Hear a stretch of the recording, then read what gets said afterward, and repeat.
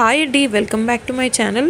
So ఈరోజు morning blog వచ్చేసి first అయితే పొద్దునే సేమియా ఉప్మా చేసుకున్నాము.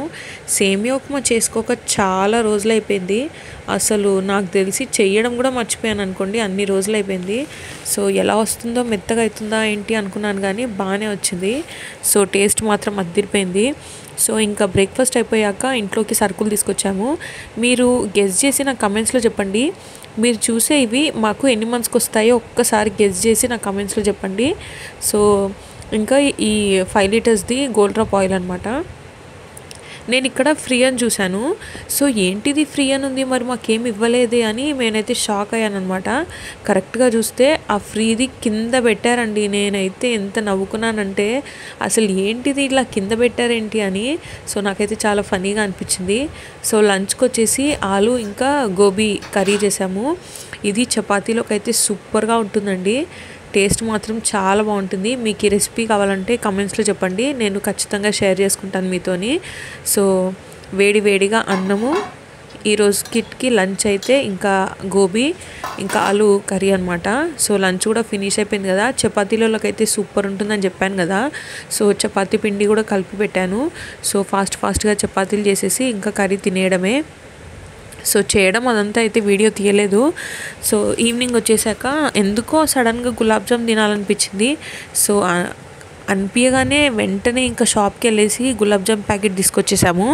So 2 packets buy 1 get 1 free ఉండే. దాని మీద ఎంఆర్పి వచ్చేసి 145 రూపీస్ ఉంది.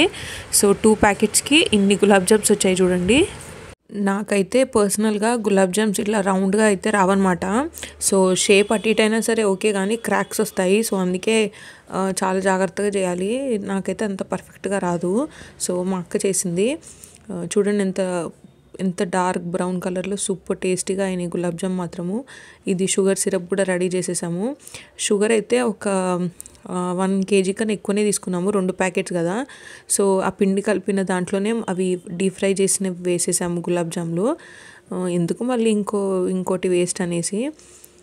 సో ఎట్లన్నా అవి తీసేసి ఇంకా మనం సిరప్లో వేసేస్తాం కదా. చూడండి అసలు ఎంత కలర్ఫుల్గా ఉన్నాయి. ఒక్క గులాబ్ జామ్ కూడా బ్రేక్ అవ్వలేదు, అంటే లైట్గా క్రాక్స్ కూడా రాలేదన్నమాట. అంత బ్యూటిఫుల్గా వచ్చాయి. అసలు చూస్తుంటేనే నోరు ఊరిందనమాట. సో వెంటనే సిరప్ వేడి కాగానే దాంట్లో కొంచెం ఇలాచీ పౌడర్ వేసాము. సో ఇలాచీ పౌడర్ మాత్రం చాలా సూపర్ ఫ్రేగ్రెన్స్ ఇస్తుంది. చాలా స్మెల్ మాత్రం అద్దిరిపోతుంది. అసలు ఇలాచీ దేంట్లో వేసినా సరే ఆ స్మెల్ ఎంత బాగా వస్తుందంటే, నాకైతే ఇలాచీ ఫ్లేవర్ అంటే చాలా ఇష్టము. బిర్యానీలో కూడా ఇలాచీ వేస్తే అదొక టేస్ట్ ఉంటుంది కదా. సో సిరప్ వేడవగానే ఇంకా గులాబ్ జాములు అన్నీ దాంట్లో వేసేసామన్నమాట.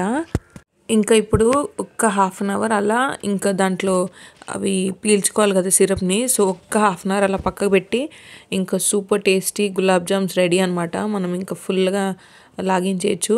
చూడండి అసలు ఎంత రౌండ్గా ఉన్నాయో, అన్ని షేప్స్ ఈక్వల్గా అసలు చాలా టేస్టీగా వచ్చాయి, చాలా బాగా వచ్చాయి. నాకైతే సూపర్గా నచ్చాయి అనమాట. ఇంకా ఇంకోటి ఏంటంటే, మీకు కొంచెం ఓపిక ఉంటే మీరు నైట్ చేసి పెట్టుకున్నారనుకోండి. So over night gulab jams అనేవి సిరప్లో ఉంటే అవి మంచిగా పీల్చుకొని సాఫ్ట్గా ఉంటాయి అన్నమాట నెక్స్ట్ డేకి. సో మీకు ఒకవేళ ఓపిక ఉంటే లేకపోతే ఫ్రీ టైం అలా ఉంటే నైట్ చేసి పెట్టుకొని ఫ్రిడ్జ్లో పెట్టేసుకొని మార్నింగ్ తినండి. అసలు టేస్ట్ మాత్రం నెక్స్ట్ లెవెల్ ఉంటుంది. సో చూడండి ఒక్క 10 మినిట్స్కే ఎంత పెద్దగా అయిపోయాయో. సో ఆ సిరప్ అంతా పీల్చుకున్నాయి అనమాట. ఇదేంటంటే రేగి పండ్ల వడలు అనమాట. సో ఈ వడలు మీకు తెలుసా, నాకైతే కమెంట్స్లో చెప్పేయండి. నేనైతే ఇదే ఫస్ట్ టైం అనమాట ఈ వడలు చూడడము. సో ఇది ఎలా చేస్తారంటే, రేగి పళ్ళు ఉంటాయి కదా, దాంట్లో సీడ్స్ తీసేసి ఇలా ఉప్పు కారం వేసి ఇలా దంచుతారంట. టేస్ట్ మాత్రం చాలా బాగుంటాయి. సో మీరు ఎప్పుడన్నా తిన్నారా ఇవి? మీకు ఇవి తెలిస్తే నాకు కమెంట్స్లో ఖచ్చితంగా చెప్పండి. And thank you so much for watching.